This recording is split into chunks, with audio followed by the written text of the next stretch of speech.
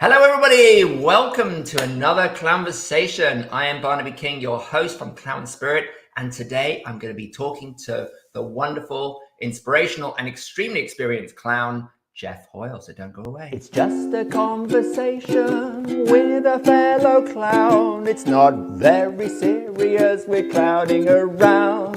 It's really just a clown-versation.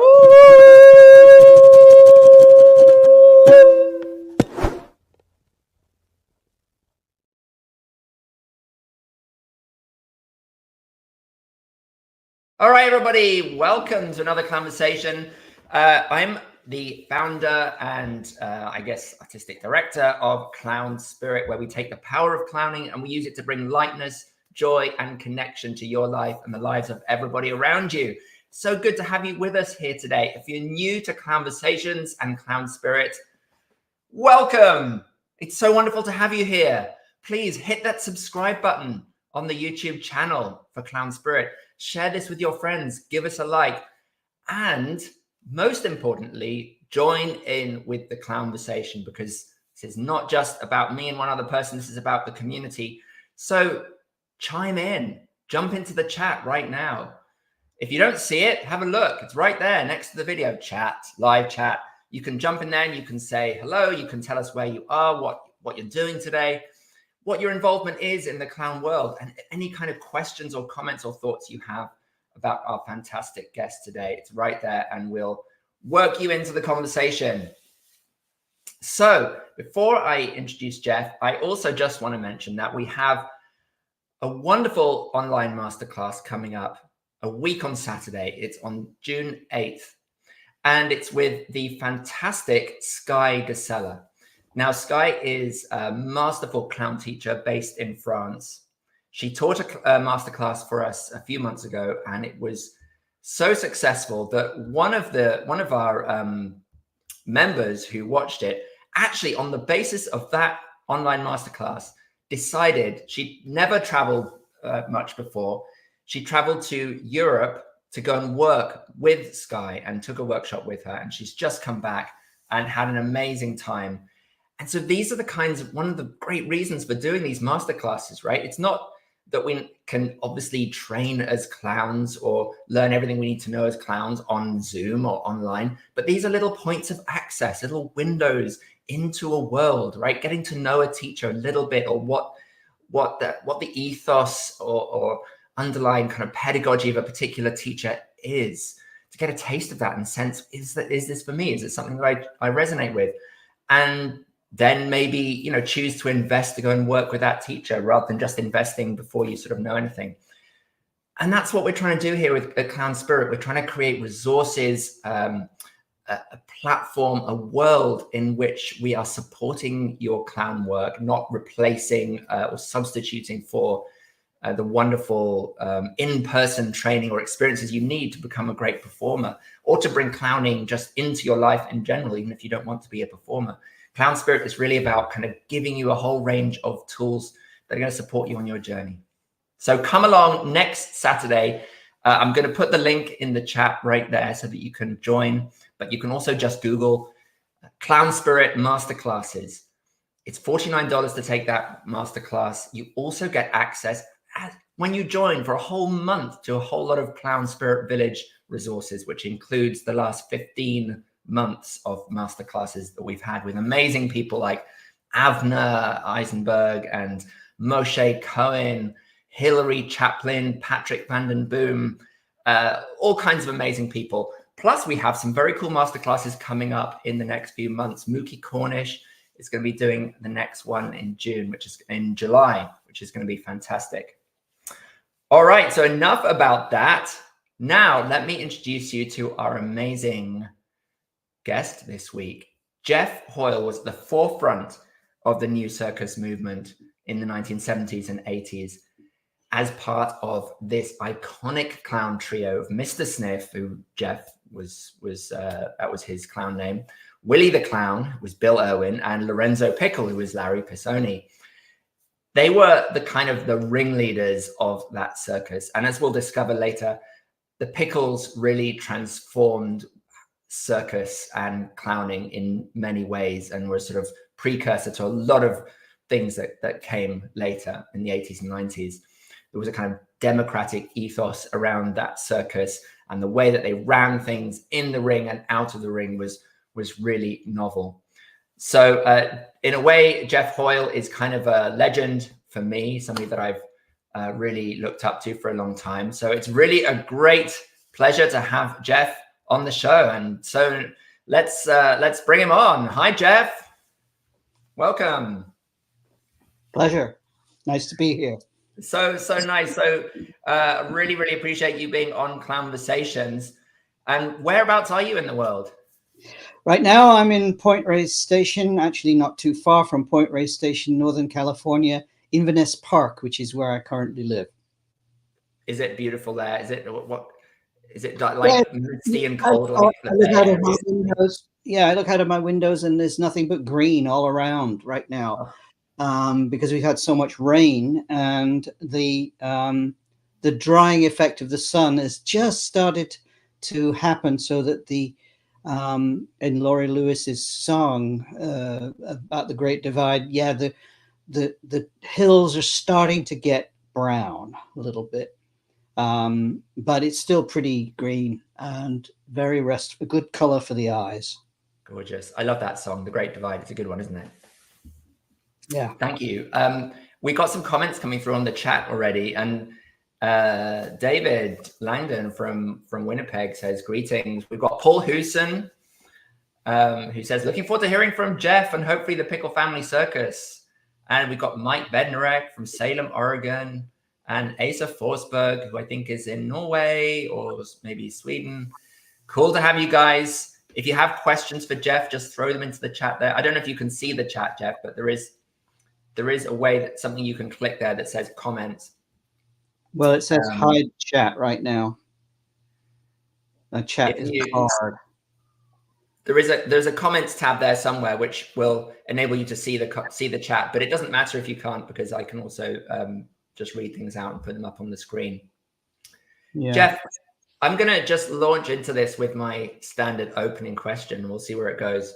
How did you catch the clown bug? What was the moment, if there was one, that you realized, oh yes, clowning, that's the thing I want to do?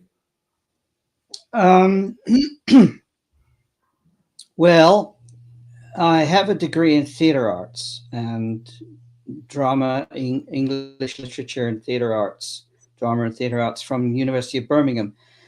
Following that, I had no idea what to do, because I wanted to be in theater. I wanted to be an actor. So that was what I was going to do.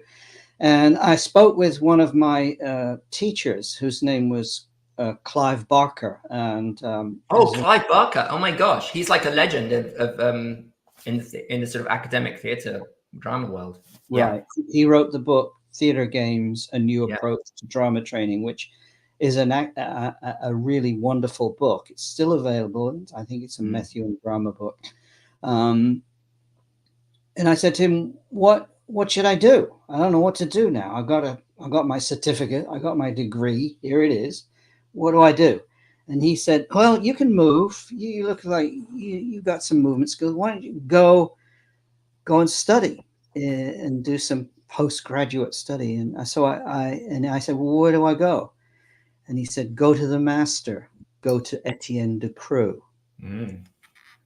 So at the time, there were basically two schools of physical corporeal mime and physical skills in Paris. There was Decroux School, the École de Mime Etienne Decroux, and there was the École de Jacques Lecoq. The École de Jacques Lecoq was 3 times as expensive as Decroux. And as a Yorkshireman, that basically tipped the scales in the direction of Decroux for me. And I was fortunate enough to be able to apply to get in bourse, a grant by going and auditioning at the French Embassy in London. because the French, because my my teacher, subsequent friend, said, go to France because they give money to foreigners, which I thought it still happens, you know.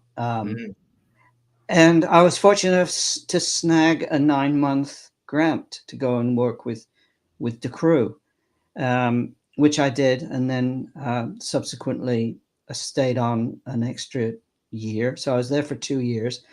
And I came back to work in London because one of these friends that I had at Birmingham, and I worked for about 3 years with a group called Interaction.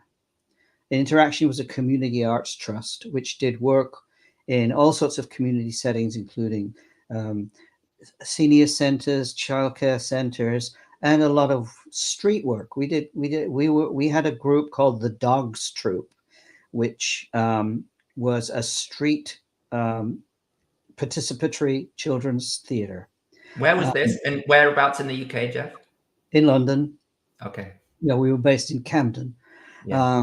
And Interaction still exists, but it's been through many, many transformations. And that was signal, whatever the word is, for me to hone my skills in front of doing interactive live audience work. And so I learned a lot by being able to survive in the streets doing theater, particularly with children and in community settings. And we toured everywhere, all over England, Scotland, and through Europe as well. And actually, we were hired to perform at the 1972 Munich Olympics. Wow. But that's another story. Okay, good. Yeah. Well, I don't know. So I met my wife at the time in London. She's American, Mary Weingarten.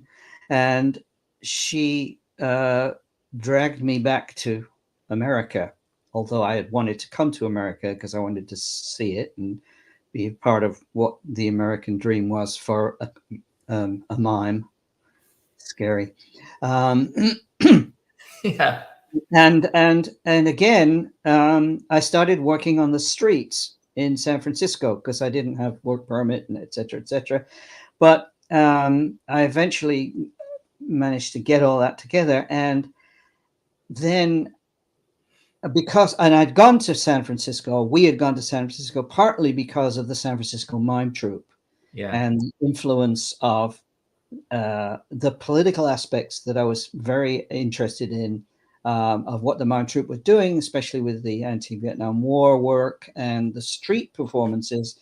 But they were much more like Molière, you know. They would come in and they actually set up a stage, which was sort of what Charles Dulin had done with Molière in France in the 1940s, and did outdoor performances of Molière. Anyway, I was. It wasn't very interactive. It was more just like, here's a play, here's a comedy about like that has a political, satirical. Exactly, but there was a lot of interaction with the audience, a lot of, especially with the Mime Troupe, a lot of ad libs, because you know, people would shout from it was, you know, it was basically a popular performance situation. Nobody had to pay. They were just there. They passed the hat. So it's busking, but with a political context and with political intentions. Yeah. And so eventually I went and talked to them, and they told me they were looking for a third world musician. So I didn't quite fit that profile. So, but at the same time, you know, I worked with, I was involved with the cultural bath, which had come out of the beats, jazz, the union movement. The general strike in San Francisco was major in 1927, whenever it was. So there was definitely a sort of a cultural activist setting, bath that I was in. And shortly after I'd arrived we worked in the street, I worked in the streets because another friend from Interaction came over and said, "Why don't you come out and work with us on the street?" And so we formed this group called the New Depression Follies, and I was the barker. I was the front man, and the character I did was called Auguste, and he had a really strong French accent. So he would talk like this: "Mesdames et messieurs, ladies and gentlemen, now we are presenting for you avec les masques, with masks." And so I sort of would say that the performance would take place in 3 languages, and I would subtitle myself. So I'd say, "Mesdames et messieurs, et maintenant on va vous présenter, ladies and gentlemen, now we will present to you." So I'd sort of subtitle myself as this mad bloke with glasses that were painted on like Bobby Clark's glasses, a bit like these glasses here, but they were painted on. So you could do this, and the glasses would go. And I had a what do they call it? A loudhailer, not a loudhailer. We had used actual loudhailers in London, with battery operated, because we would sing in the streets. But I got one of those orange street cones. Cool. Yeah. And I cut it off and tied it on a string around it, so I could use that. And it was sort of like, it was a sort of like a pun, a visual pun. So I had these glasses and a long coat. I had fingerless gloves, and I reddened my nose just because it, the clown nose, the red nose is somewhat in classic clown cabaret clowning comes about because of the parody of drunkenness, which allows release of emotions and energy, and to subversion of social norms. Drunk people subvert decorum. So you have a very nice suit which is falling apart, and your reddened nose, and you can say what you want. You can just say the unsaid. So anyway, I did that. So I did it. I'm rambling around here. I did this this street thing, and then I started working for the neighborhood arts program in San Francisco, and we did shows in senior centers and children's. So it's a kind of a continuum of what I had done in London. During that time, the Pickle Family Circus was started by Larry Pisoni and Peggy Snyder and the Pickle Family Jugglers, and I went to see one of the very early performances, and in that performance was Bill Irwin. And I said, "This is no ordinary clown.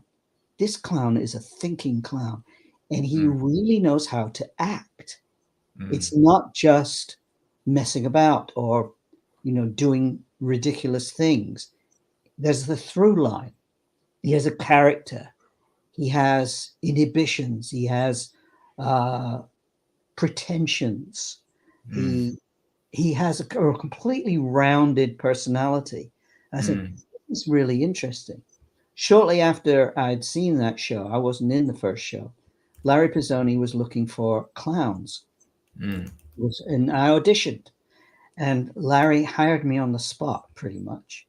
And at that time, he and Bill were doing a spaghetti routine.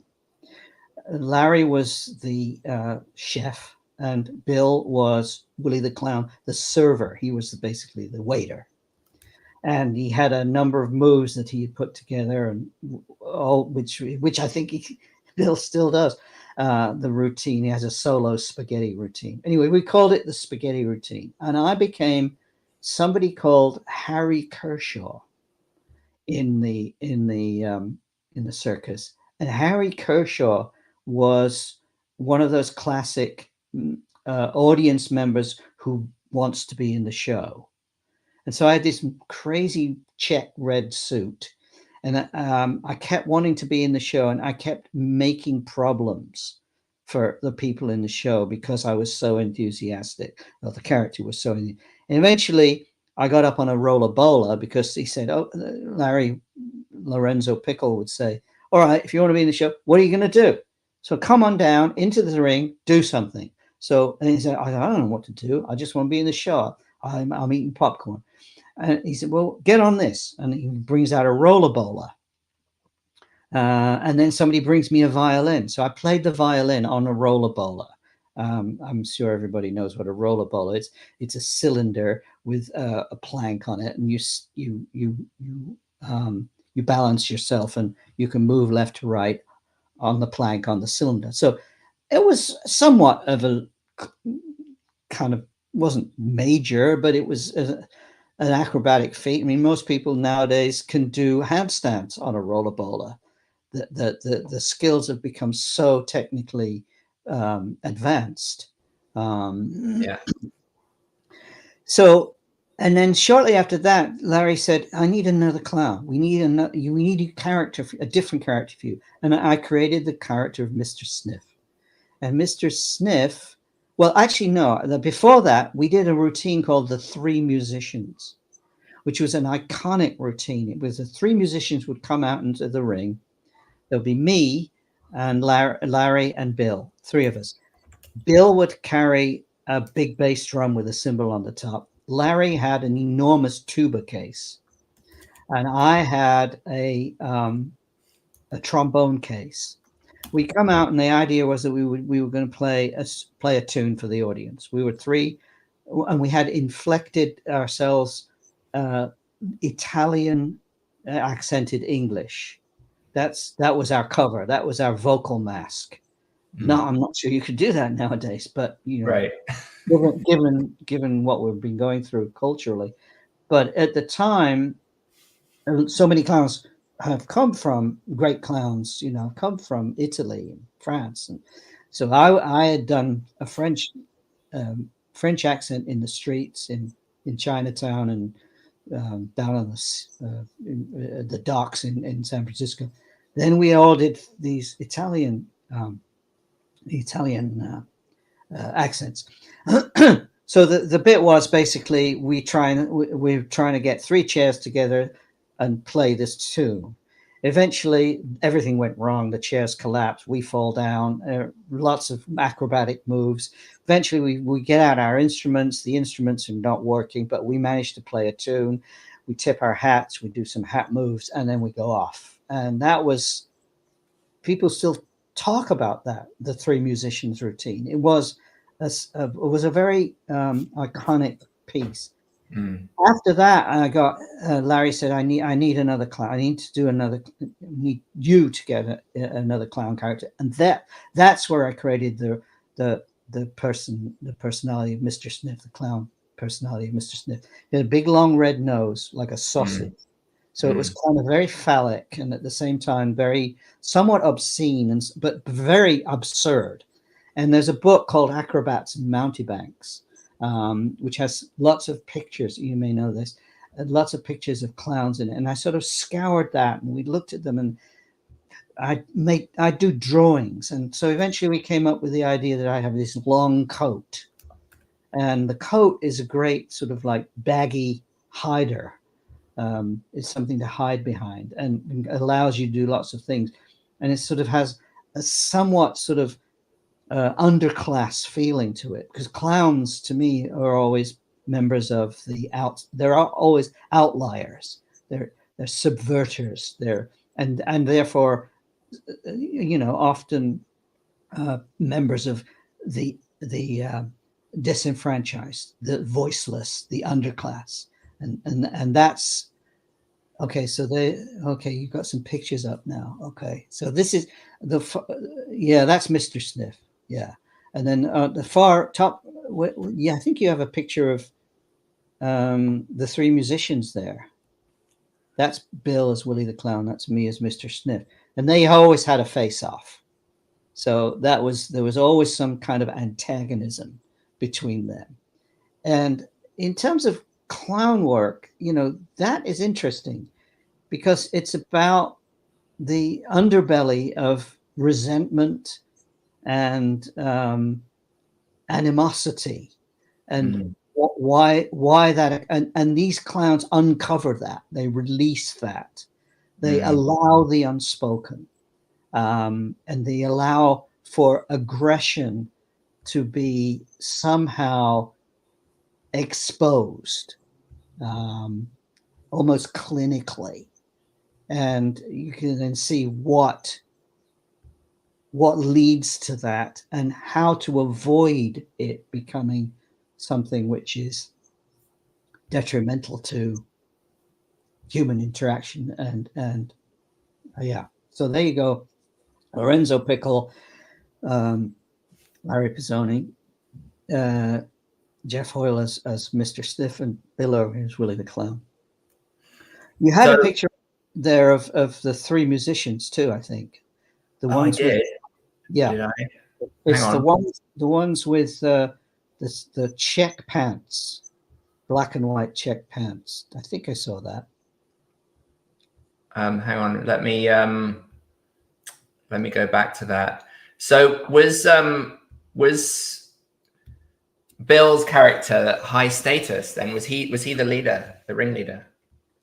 Or the boss? Bill's character was often assuming high status, but was always easily deflated. Yeah. You see it here? You don't have the musicians? No, I thought you did. Huh. I honestly have been looking around for that, and I'm not aware that I've found any images of the three musicians. But if anybody who's watching thinks that it has time to do a quick Google search while we're on air and can share it with us, that would be awesome. Yeah, there's no video. Wouldn't it be amazing if we could watch that? Yeah. Well, that's live theater, that's what we do and what we did. There's very little, I've graduated very little to, very infrequently to media and technology. I do live theater. If you missed it, sorry. So, Geoff, here's something I want you to comment on.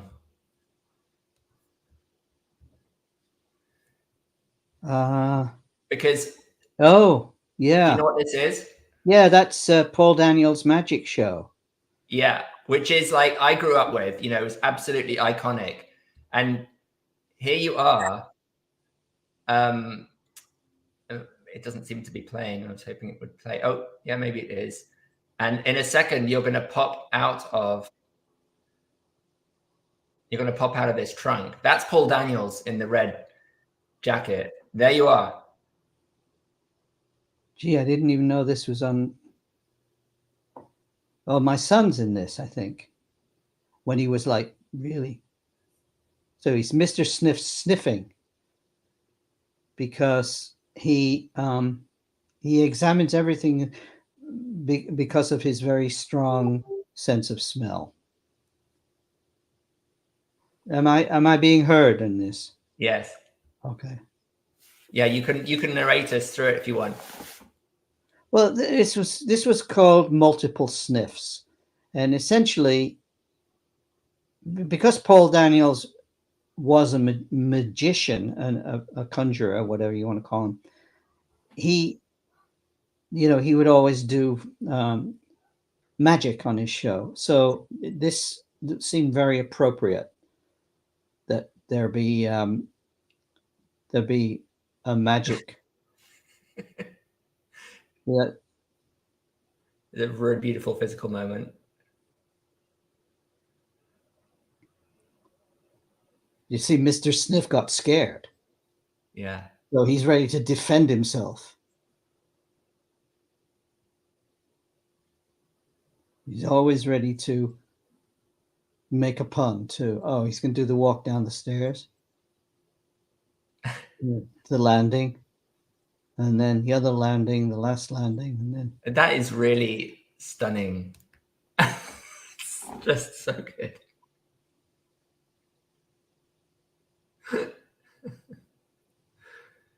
Now, this routine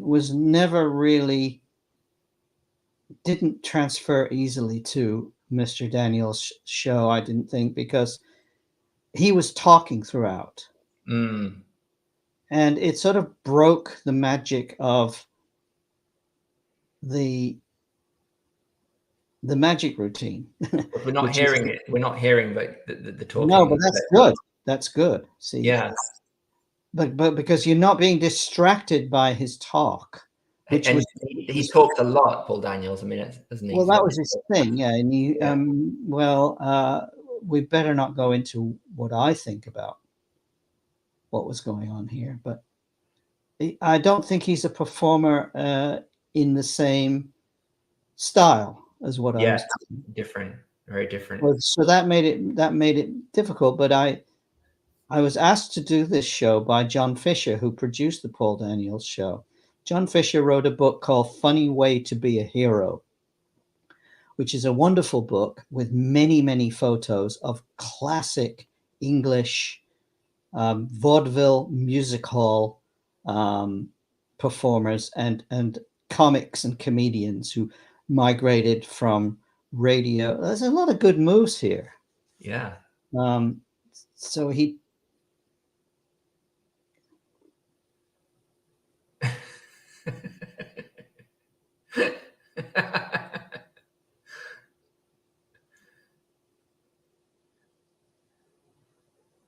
it's somewhat there's definitely a sort of homage to the traditions of British music hall comedians and mimetic comedians, which is what Chaplin came out of. Yes. It's really wonderful to see. It does feel like a past. Yeah, that's why we called it multiple sniffs. That's my son. Daniel? No, that's Jonah. Jonah, okay. He was very angry with himself because he made a mistake there, but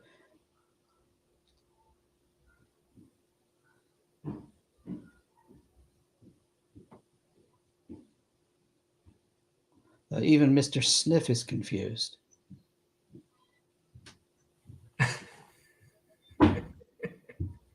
It's so good. Yeah, it's actually less bad than I thought it was. Maybe because you're not hearing that offensive talking that you didn't like. Yeah, if you concentrate on the actual the physical delineation of the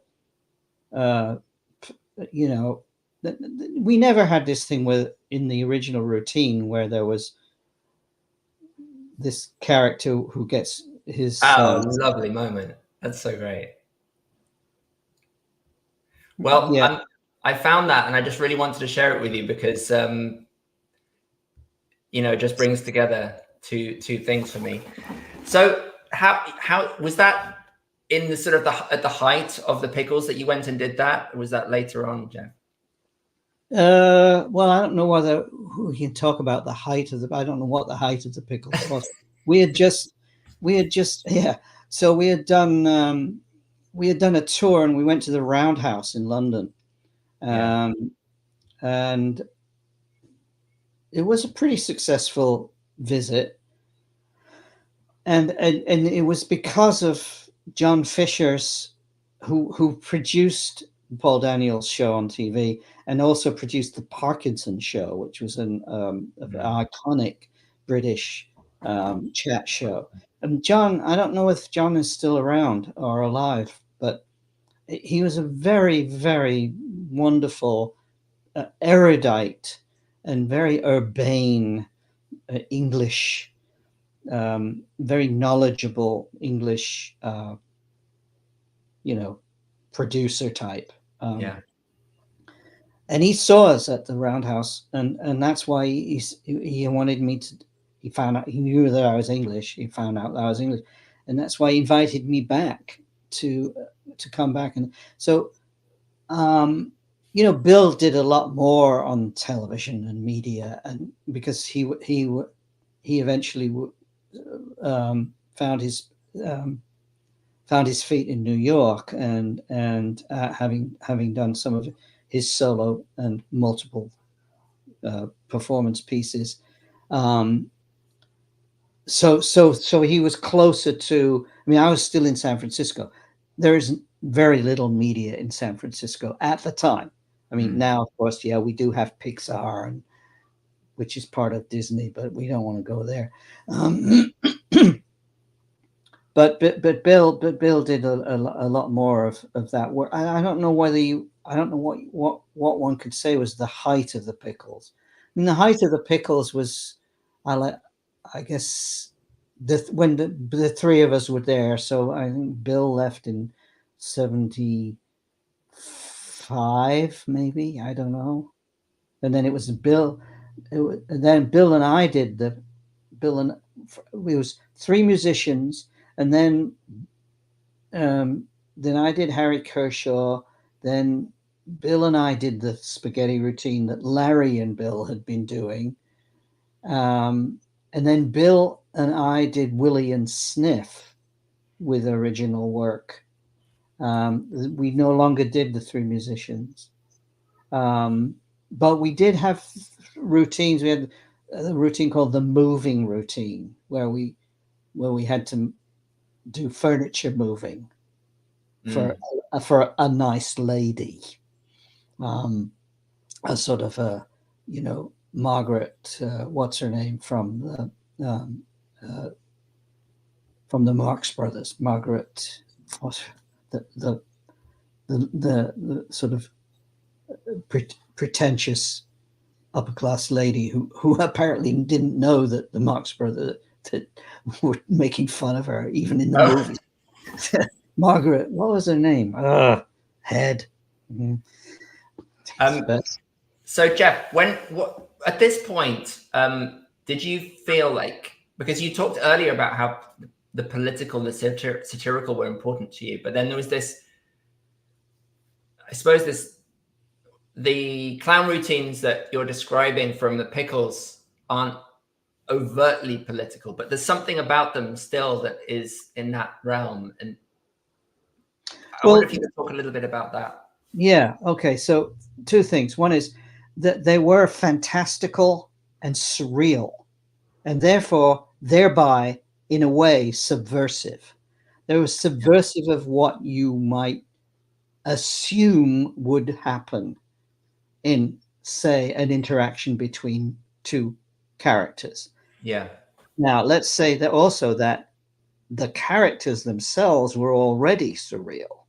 No real person looked like Willie the Clown. No real person looks like. They're exaggerations. They're Daumier-esque. They're George Grosz. They're cartoons in a way, except that they had real human characteristics. They were characters. And I think that's what made it really key, is that, and I say this thing, and I've said it many times, when I'm acting, I'm not always clowning. But when I'm clowning, I'm always acting. So it is part of the process of assuming a character and representing that character in human interactions. That's the key for me in terms of what good clowning is. And you find that, I go back to the source somewhat. You look at the work of Buster Keaton and you see just how wonderfully accurate and detailed his observation of upper class, lower class, various different classes of characters that he plays. Sometimes, he'll play a very upper class character. Sometimes he'll play just an underclass schlumpf. But they're all very, very detailed. And their detail is expressed in clear, mimetic representations. And so now that say, for instance, I'm working on this show, La Vida es Sueño, in Spanish, and I'm playing the gracioso, who is the clown character or the comic character. I have to, I work very hard to make that character a character, as opposed to somebody doing funny moments or what would be thinking of. So I don't do comedy. I act. Yeah. In a situation where you can identify real reactions, and that's why the audience hopefully laughs, because it's the laughter of recognition. So that, you know, when I've done things in a house, an audience, in front of an audience in an auditorium, in a house, and I see or I hear someone tell me that when, say, a man is sitting next to another man or a woman, and they describe how when I am on stage and I do something, react in a certain way, they tell me that during the show they nudge and say, "You do that." That's the highest compliment. You do that. That's what you do. What he's doing. Then the accuracy, the observation, and the detail, and the reality of the situation, because you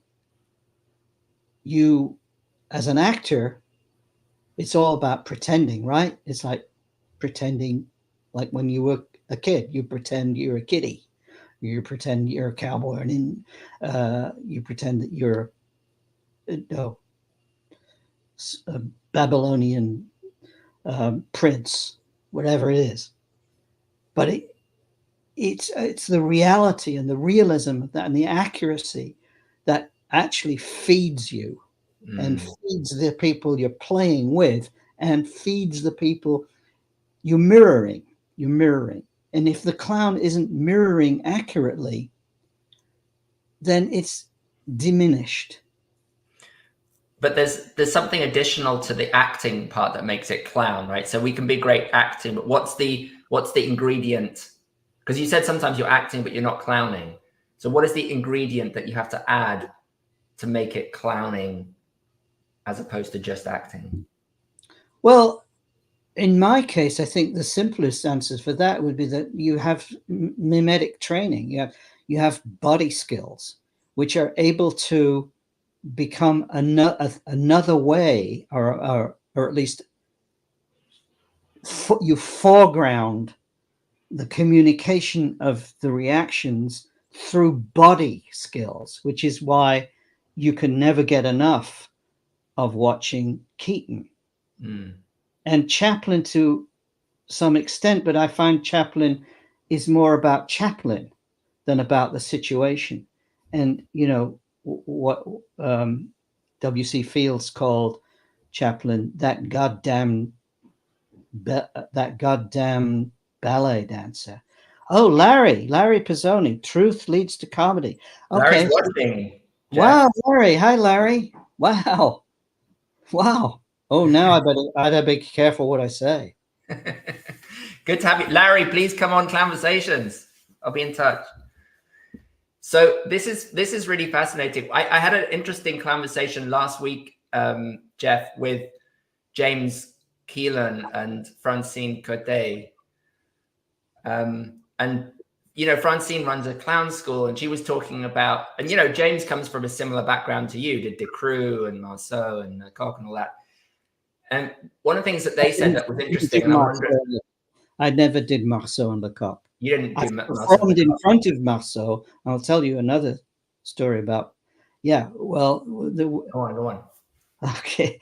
Well, Marceau was I was going to do, I think it was Marceau's tour, and he was appearing at the Marines Memorial, and we had done, who was that? I think could have been Larry, me, and Bill. I don't know. But there was a situation where we were doing a show because Marceau was not performing that night.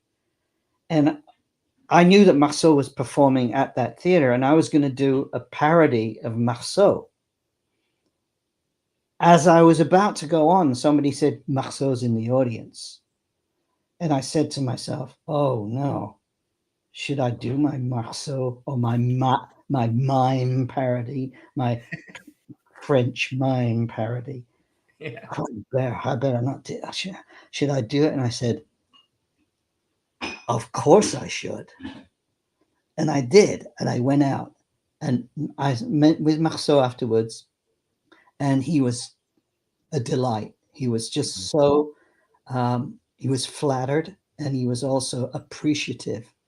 And he said, your clown has a lot of heart, something like that. He said, your clown has a lot of a deep depth to his heart, which I thought, okay, that's very nice.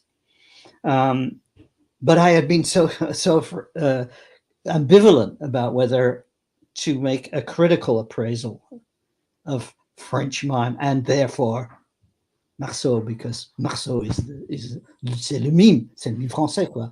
And to try to wrap this back into this comment Larry made about truth leading to comedy, and I think this is like maybe the key thing about clowning, that acting doesn't always, I mean, there's truth, there has to be truth in acting, but there's something about clowning that brings that truth into very immediate, like we're in the moment right now. And the fact that you were doing a mime parody in front of the person who'd kind of made it famous, or, you know, him, the person you associate with mime, and presumably in parodying something, you are kind of, you're respecting it and sort of critiquing it at the same time. There was something there that needed to be critiqued, to be commented on.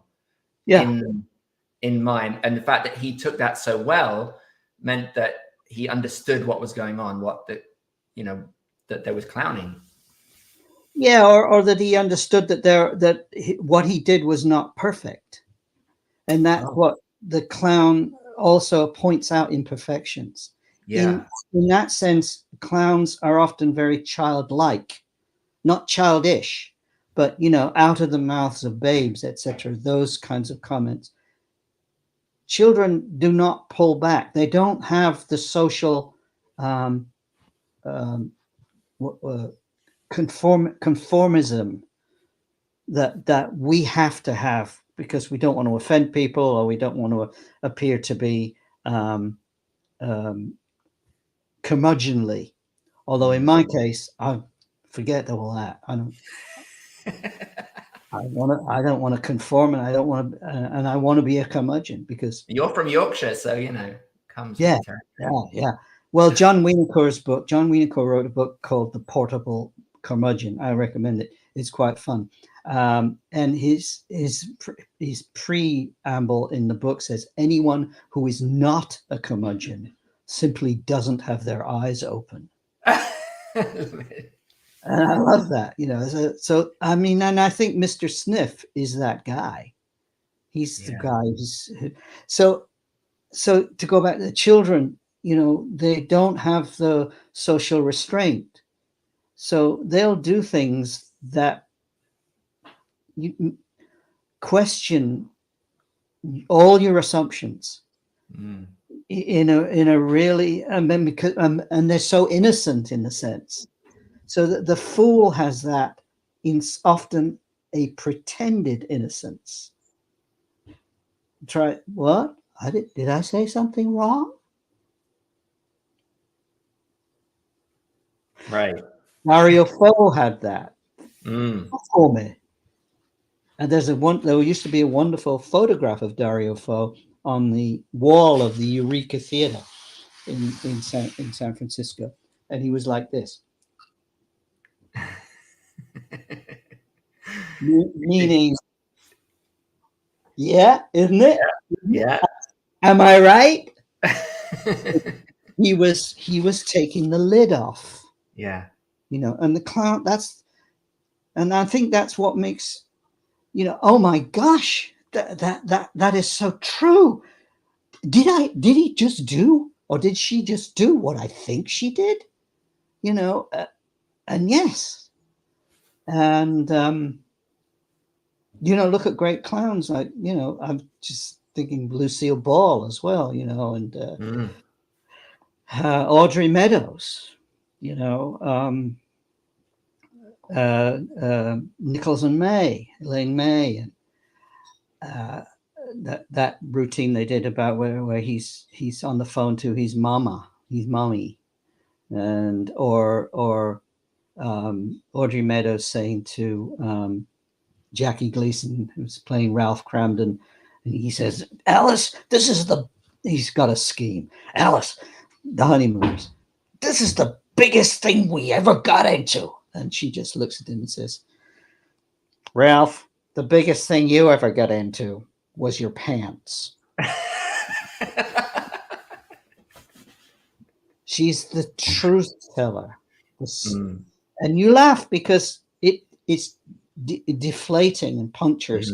But that's clowning. That's a clown reaction. And the specificity and the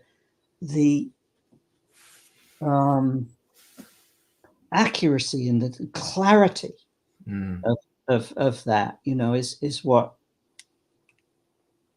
Yeah, it's kind of like silly, it's stupid and really intelligent and witty at the same time. It's yeah, but I'm intrigued by what you were asking about, you know, what is the added ingredient to acting that produces clowning? And I'm trying to figure out, you know, I've got Mr. Pisoni may have, because he can just usually, in a nutshell, he's 3 or 4 words, and you say, "Oh yeah, right." That's it.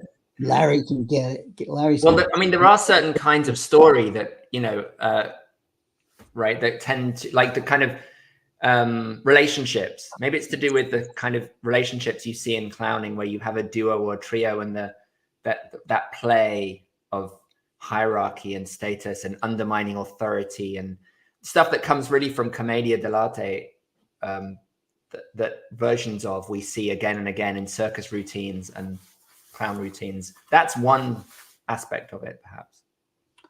Power relationships. Yeah. Status relationships. Exactly. As a reflection of audiences' status relationships with their peers, with their family, with their spouses, with their partners, relatives, bosses. That's the one thing I like, because, you know, being of a working class stock from Yorkshire, I'm always interested in exposing exploitation. And you know, that's why things like the San Francisco Mime Troupe's Civil Rights in a Cracker Barrel about racial exploitation was so signal. I mean, so radical in so many ways, because it took the lid off, and anything that takes the lid off, that's what Dario Fo does, or did. Rest in peace. Geoff, I know you want to finish on time and maybe even finish a little early, and we're five till the hour. Can I just ask you one more question? Please do. So I just wanted to really quickly hear about the Lear project that you're doing right now, because this really relates to truth and the fool and all this stuff. What are you exploring in King Lear? I'm not sure what it is. I did a piece called Lear's Shadow, which is the story of King Lear from the point of view of the fool, who, as everyone knows who knows the play, the fool disappears halfway through. Seems like Shakespeare said, "I don't need this guy anymore. Okay, so write him out." And you know, he'll write a play in 2 days or whatever it was, and it gets done 4 times, and now it's King Lear, and like, oh, so and so I did this thing, and I played Lear and the daughters, Reagan, Goneril, Cordelia, and the fool, and we'd go out on the heat, and the fool tells the story of Lear, because he's been asked. The audience are the people who are auditioning him, the fool. That was the concept. He's no longer got a job because everybody's dead.